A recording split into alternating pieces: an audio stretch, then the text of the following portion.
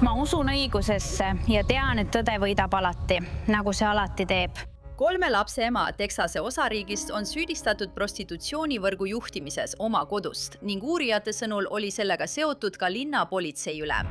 Kuid see ei pruugi olla selle loo lõpp. Mina olen Angela Levy ja see on kuritegevuse parandus.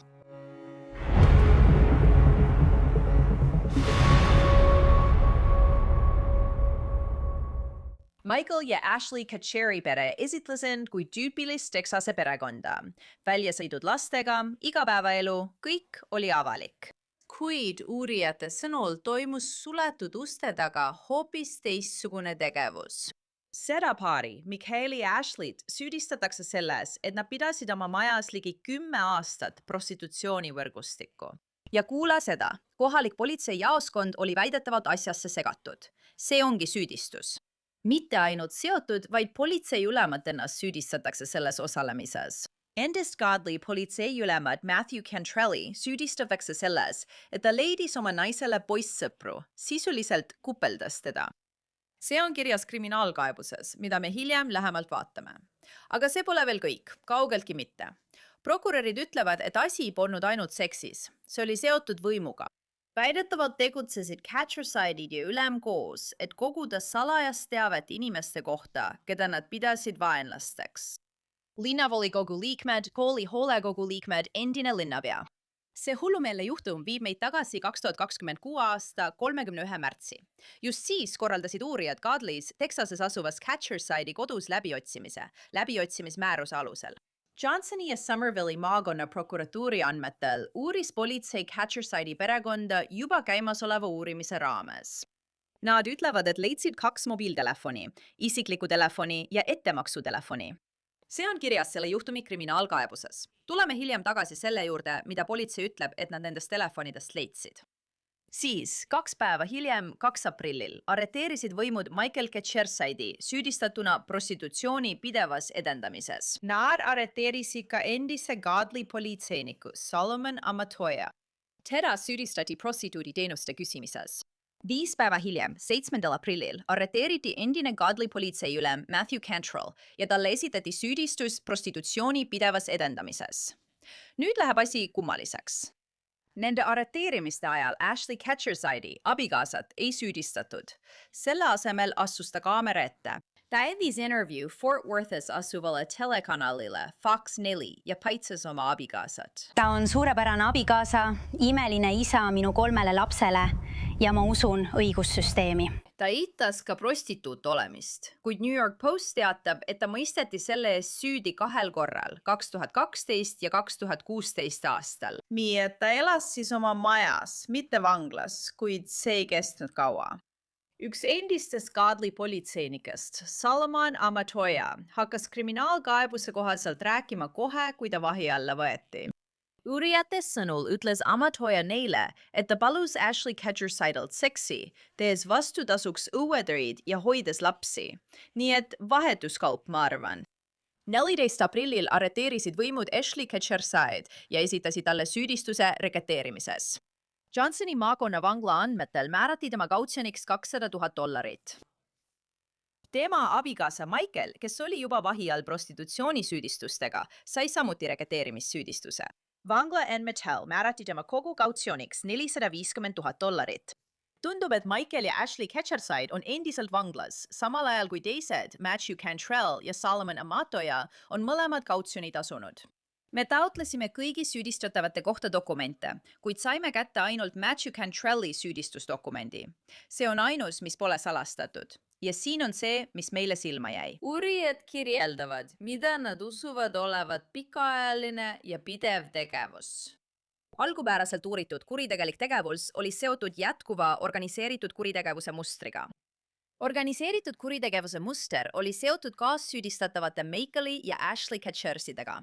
See tegevus kestis peaaegu 10 aastat. Ja uurijate sõnul ei toimunud see ainult kinniste uste taga. Nad ütlevad, et leidsid selle kohta tõendeid otse Ashley Katchersidiga seotud seadmetest. Kas mäletad seda ajutist telefoni, millest ma varem rääkisin ja mille uurijad konfiskeerisid? uurijate sõnul oli see telefon just see, mille kaudu Ashley korraldas suurema osa oma ebaseaduslikust prostitutsioonitegevusest, leppides kokku klientidega ehk seksiostjatega. Mis puudutab nüüd Matthew Cantrelli, siis tema ja oma Toya oli kaebuse kohaselt hästi tuttavad Ashley ja Michaeluga ning mõlemad on aeg-ajalt külastanud Ashley ja Michaelu elukohta.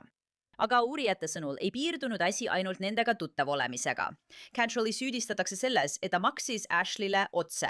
Kaebuses on kirjas, et süüdistatav tunnistas, et oli tasuline tellija ja maksis raha Ashley Catcherside'i OnlyFans kontole. Kaebuse kohaselt kasutas Cantrell ka oma ametimärki, et teda aidata. Süüdistatav palus ametnikel uurimise eesmärgil hankida mitme isiku kohta arvutipõhiseid kriminaalandmeid. Kus see meid siis jätab? Catcherside'id istuvad mõlemad vanglas organiseeritud kuritegevusega seotud süüdistustega. Cantrell ja oma Toya on kautsjoni vastu vabaduses ning prokuratuuri sõnul võib tulla veel süüdistusi. Olgu, meil on selle juhtumi puhul väga palju, millest rääkida. Seega tahan kaasata Anthony Osso. Ta on Texases tegutsev kriminaalkaitse advokaat ja endine prokurör. Anthony, siin on palju. Seal on palju. Siiski on palju, mida me ei tea, sest dokumendid, süüdistusdokumendid Catcherside'ide kohta, Ashley ja Michaeli kohta on endiselt pitseeritud. Aga meil on olemas see vahistamist põhjendav dokument Matthew Cantrelli kohta, keda praegu süüdistatakse 3. astme kuriteos, prostitutsiooni soodustamises. Üks inimestest, kellega teda süüdistatakse prostitutsiooni soodustamises, on tema naine. Teda süüdistatakse selles, et ta justkui kupeldas oma naist. Kuid neid dokumente järgi süüdistatakse teda ka selles, et ta maksis Ashley Catchersidele raha tema OnlyFansi kontole. Tal oli ilmselt OnlyFansi konto, seda oleme teada saanud. Oleme ka teada saanud, et Ashley Catcherside küsis väidetavalt $1000 tunni eest. See on süüdistus, mida prokurörid siin esitavad. Seksuaalteenuste eest. Mis siin siis toimuda võiks? Sest Catcherside'id on süüdistatud kuritegelikus ühenduses tegutsemises, mis on sisuliselt organiseeritud kuritegevus. Nii et neid süüdistatakse organiseeritud kuritegevuse juhtimises, mis oleks siis arvatavasti prostitutsioonivõrgustik. Mida sa arvad, mis siin toimub, kuna nende dokumendid on endiselt pitseeritud? Me teame, et uurimine jätkub. Anžete, ma arvan, et me näeme siin vaid jäämäe tippu. Okei. Tavaliselt, kui uurimised ja dokumendid on pitseeritud, tähendab see, et uurijad ja politsei töötavad endiselt selle nimel, et leida rohkem tõendeid ja võimalusel teha veel vahistamisi. Ma kujutan ette, lähtudes sellest, mida me teame ja mida oleme näinud Cantrelli tõenäolise põhjuse dokumendis ning sellest, mida seni oleme kuulnud nende suhtest Catchersididega. Ma arvan nii. Võimalik, et politseinike suhtes, kes ostsid Catchersididelt seksiteenuseid, tehakse veel vahistamisi. Samuti võivad Mr. Cantrelli suhtes lisanduda täiendavad süüdistused. Ma arvan, et kui nad hakkavad läbi vaatama neid seadmeid, mis nad konfiskeerisid või mis on nende läbiotsimislubadega seotud, telefonid, arvutid ja muu selline, siis leitakse palju rohkem tõendeid. Ja sa tõid siin hea punkti välja, sest uurijad ütlesid, et kui nad läksid läbiotsimisluba täitma Catchersidide koju, leidsid nad 2 telefoni. Nad ütlevad, et Ashley Catchersidel oli 2 telefoni. Tal oli isiklik telefon, nagu kõigil on isiklik telefon, aga tal oli ka see nennu-nädu salatelefon. Ja nad ütlevadki, et see oli nagu töötelefon. Ta ei korraldanud kohtumisi klientidega oma isiklikul telefonil. Ta kasutas selleks salatelefoni. Õige. Ja ta on seda eitanud. Ta andis isegi teleintervjuu, kus ütles, et ei, keegi ei teinud siin midagi varasti. Teate, keegi ei tee seda. Aga politsei ütleb, et tead mis, meil on tõendid olemas. Kuhu see juhtum siis edasi liigub? Sest kui sul on telefon ja OnlyFansi konto, siis politseina peaksid saama palju infot kätte. See ongi tüüpiline näide sellest, miks sellises olukorras ei tohiks kohe meediasse minna ja avaldust teha, vaid tuleks pöörduda advokaadi poole ja arutada, kas üldse rääkida või mitte. Ja ma arvan, et on huvitav vaadata tõenäolise põhjuse dokumenti Cantrelli juhtumis. sul on politseiülem, kes väidetavalt on andnud ütluse väljaspool kinnipidamist, mis on süüstav ja sisuliselt tunnistab üles kõik seksiteenuse ostmise kuriteo tunnused. Nii et ma arvan, et see juhtum on lihtsalt klassikaline näide sellest, miks peaks kohe advokaadi võtma, kui uurimine algab ja sa oled kahtlusalune. Aga ma arvan, et siit edasi on sul õigus. Neil on praeguseks palju tõendeid ja võtab aega, et läbi vaadata telefonid, sülearvutid ja muud sellised asjad. Ja ma arvan, et mida rohkem nad infot avastavad, seda tõenäolisemalt leiavad nad ka rohkem tunnistajaid. Ja kui see nimetame seda kuritegelikuks organisatsiooniks, nagu seda dokumentides kirjeldatud on, kestis juba 10 aastat. Ma pean arvama, et uurijatel on siin palju niite, mida jälgida ja millest kinni haarata. Kas on võimalik, et kuna Catcher Sidesi kohtudokumendid on endiselt salastatud ja uurimine käib? Kas on võimalik, et Catcher Sides, teate küll, kuigi neid süüdistatakse organiseeritud kuritegevuses, ei ole selle kõige tipus? Kas võib-olla on nende kohal keegi veel? Mis on sinu arvamus selle kohta? Või mis siis, kui nad on lihtsalt keskastme inimesed? Praegu on seda raske öelda ja sageli toimivad uurimised just nii, eriti kui uurimine algineb osariigi kohtu tasandil ja võib hiljem minna föderaalsele tasandile. Ja siis oled sa avanud täiesti uue ussipesa. Me alati ütleme, et ära tee sellest suurt numbrit.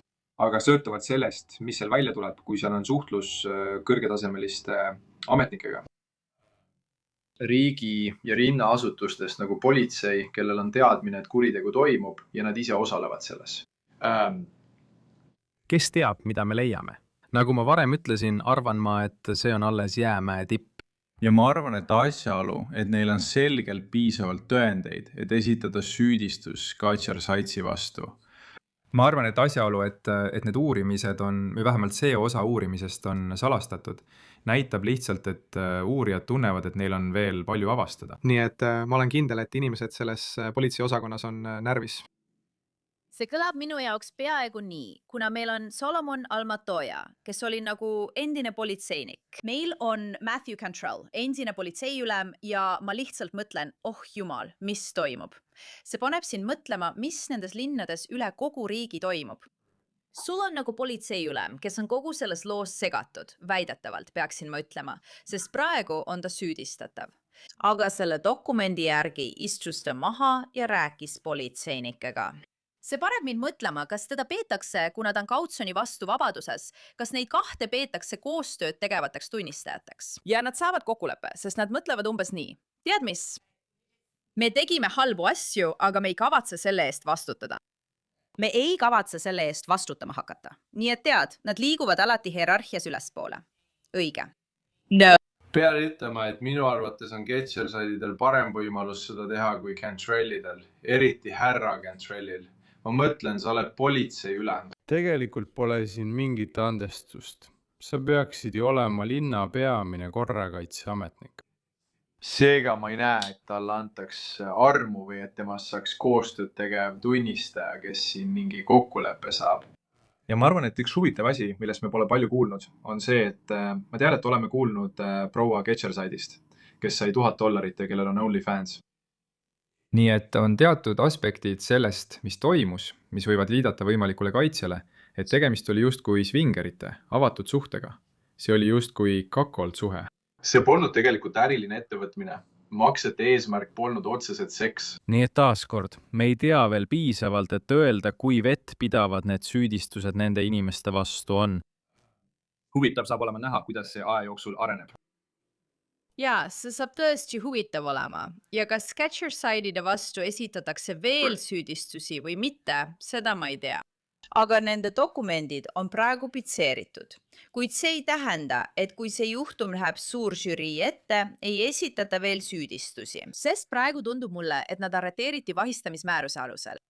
Absolutely.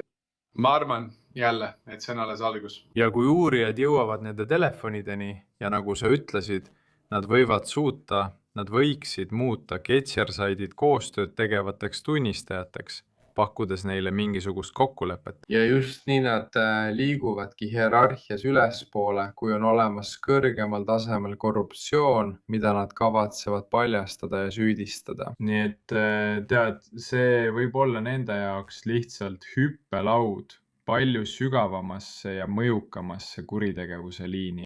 nii et sa arvad, et on võimalik, et catcher-side'id on selle asja keskel, mitte tipus? see on kindlasti võimalik, ma arvan, ja ma arvan, et juba see faktide kogum ise näitab, et meie töös ei saa midagi ette kirjutada ja miski ei tohiks sind üllatada, sest see on lihtsalt hullumeelne lugu, aga see on päris. Ja kui me saame teada, et toimus veel rohkem ja et see oli taas vaid jäämäe tipp, siis ma ikka ja jälle mõtlen selle peale. See ei üllataks mind. Selle tsiviilhagi puhul, millega Ashley Catcherside pidi silmitsi seisma, mainitakse palju linnavolikogu liikmeid. Tundub, et ta oli seotud mingisuguse tsiviilkohtuasjaga. Nendes dokumentides mainiti, et linnavolikogu liikmed võisid olla sihtmärgiks. Ja väidetavalt annab Matthew Cantrell Ashley'le infot selle tsiviilhagi kohta ning kasutab oma politseivõimu, et teha tema jaoks inimeste kohta kriminaalse tausta kontrolle, mida ta ei tohiks teha. Sa tohiksid seda teha ainult siis, kui sul on selleks põhjus. Õige. Nii et tead, see on tema jaoks väga halb uudis. Ma mõtlen, et siin toimub veel midagi enamatki. Nii et tundub, et tead, seal on palju, kui rääkida ainult sellest linnast Godley, Texases. Nii et ma mõtlen, võib-olla nad lihtsalt üritavad ka sealgi korruptsiooni välja juurida. see on hea tähelepanek ja tead, ma arvan, et me tegelikult ei jõudnud selleni, aga Matt Cantrelli vastu saab kindlasti esitada võimu kuritarvitamise süüdistuse. Aga jah, see võib olla vahend selleks. Agentuuril korruptsiooni likvideerimiseks väikeses linnas nagu Godley. Nii et tead, eks näeme, ma ei saa enne kui me näeme, enne kui nad avandavad dokumendid, mis puudutavad Ashley Catcherside'i ja palju teadmata. Jah, tõesti palju teadmata asju. Seal peab olema mingit huvitavat teavet, kui nad hoiavad seda kõike pitseri all, aga lasevad selle dokumendi siiski välja. Üks asi, mis mulle sellest tõesti veider tundus, on see, et Ashley Catcherside'i süüdistatakse selles dokumendis väidetavalt $1000 tunnis oma prostitutsiooniteenuste eest võtmises. Kuid see Solomon Amatoya väidab uurijatele, vähemalt selle vandetõendi järgi, et ta seksib temaga ja saab temal teenuseid selle eest, et teeb tema õues tööd ja hoiab tema lapsi. See on nagu mingi veider vahetuskauplemine. Kui kummaline see on? Kas sa oled kunagi midagi sellist näinud? Ei, prostituudid tavaliselt ei tee seda ja eskordid tavaliselt ei lepi selliste töödega. Sa ei näe vahetuskaupa eriti tihti. Tavaliselt on see ikka sularaha. Ja eriti me natuke rääkisime sellest enne alustamist, aga see ei erine tegelikult tavalisest kupeldamise olukorrast. Olgu see siis tänava kupeldamine või kõrgema klassi eskortteenuse kupeldamine, see on ikkagi rahamäng. Ja seega ma arvan, et kui ma vaatan seda kaitseseisukohast, siis võiks tõesti haarata Amatoya avaldusest ja öelda, et vaadake, need ei ole maksed seksi eest, see on pidev suhe. Ja seks oli lihtsalt osa suuremast suhtest. Huvitav. Veel üks asi, millele ma tahan tähelepanu juhtida.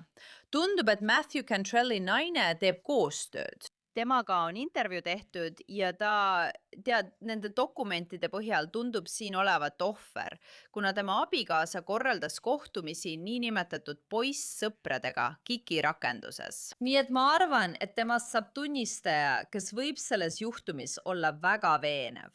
Õige, olen nõus. Minu jaoks hakkavad koduvägivalla ohumärgid silma paistma. $1000 tunnis versus $200 tunnis on kaks täiesti erinevat summat. Öelda, et Ashley Catcheri pool ei olnud tahtlik osaleja, ma ei usu, et me teame piisavalt. Aga kuulda, et Brellile tehti löks ja maksed oli $200, siis kas on jälle nii, et minu arvates kaitse seisukoht saab olema, et see on just kui cuckold swinger suhe. Maksed ei olnud päris. Ma arvan, maksete kohta oli tõendeid, aga ma ei usu, et oli tõendeid iga seksuaalse maekora eest maksmise kohta, mis neil nende poissõpradega oli, kelle nad Kikist leidsid. Samuti nimetavad nad neid poissõpradeks. nii et saab huvitav olema, kuidas asi edasi läheb. ma tean, et ta teeb koostööd selles mõttes, et ta on tunnistanud, et politseiülem oli kikis ja otsis inimesi. ma ei ole kuulnud midagi, mis viitaks sellele, et ta sundis teda neid tegusid tegema. ja ma arvan, et kui nad leiavad midagi telefonide kaudu või leiavad tunnistajaid, kellel on sügavam ülevaade nende suhtest, kes ei ole politseinikud ega Matt Cantrelli kolleegid politseist. Oleks huvitav näha, kas seal oli mingisugune sund, sest siis muutuks Cantrelli süüdistus 3. astmelt 2. astmele ja see oleks hoopis teistsugune õiguslik risk. Ja see kõlab minu jaoks nagu inimkaubandus. Näos. Ja see võib-olla on osa sellest seadusest, aga see on lihtsalt tõeliselt kohutav. Ja loodame, et Kaadli elanikud saavad siin tõesti vastuseid, sest nad väärivad seda. Anthony, aitäh ka sulle. Oli väga tore sinuga rääkida. Samamoodi, aitäh. Hästi, see ongi kõik selleks korraks saates Crime Fix. Mina olen Angela Levy. Hoiame sellel juhtumil teie jaoks silma peal. Pidage meeles, et saate meid alati vaadata YouTube'is ning vaadata ja kuulata Spotify's, nii et vaadake meid seal. Kohtum siin jälle järgmisel korral.